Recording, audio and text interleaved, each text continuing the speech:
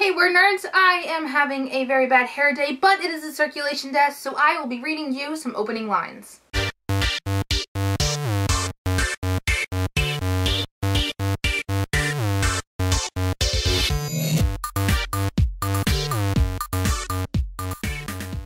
So it is said time and time again that the first line of your story is the most important. I would even extend that importance to be the first paragraph, but that first line has got to be perfect. In so few words, you have to draw in the reader and pique their interest. Make them swoon and have this urge to read on. Consider it a pickup line for your entire book. Drop the ball and they will drop your book like it's hot.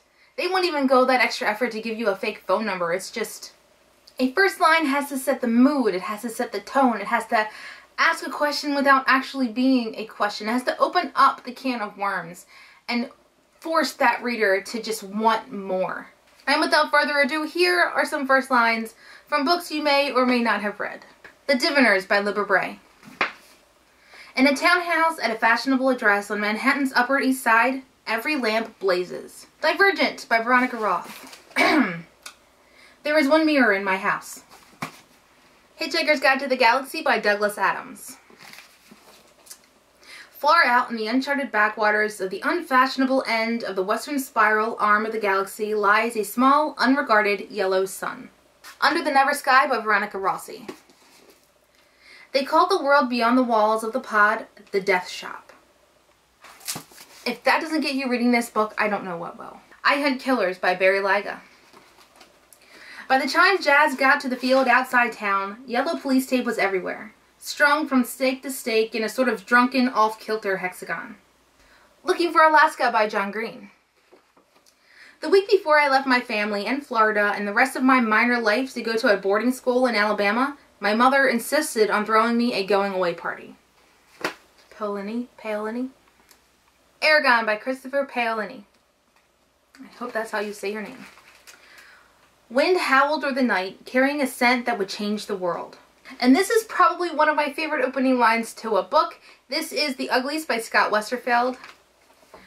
The early summer sky was the color of cat vomit. It speaks to me. Another good one is Mockingjay by Suzanne Collins. I stare down at my shoes, watching as a fine layer of ash settles on the worn leather. Fangirl by Rainbow Rowell. There was a boy in her room. That pretty much sums up the novel well, now that I'm looking back on it. It's such a simple line, but it encompasses the entire book. The Fifth Wave by Rick Yancey. Aliens are stupid. I love that. And the last one I'm going to read is The Fault in Our Stars by John Green. This is why I don't like hardcover books, because I lost a dust jacket, so it just sits on my shelf. I mean, the spine is pretty, it's nice and silver, the words, but it would be nice to have the jacket, and I don't know where it went. Late in the winter of my 17th year, my mother decided I was depressed. Presumably because I rarely left the house, spent quite a lot of time in bed, read the same book over and over, ate infrequently, and devoted quite a bit of my abundant free time to thinking about death.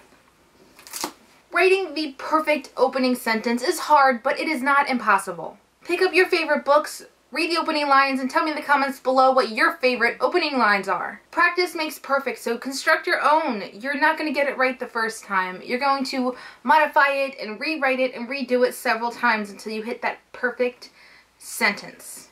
Thank you for watching. Be sure to tune in on Sunday at 7 p.m. Eastern Standard Time, where we will be beating the crap out of writer's block.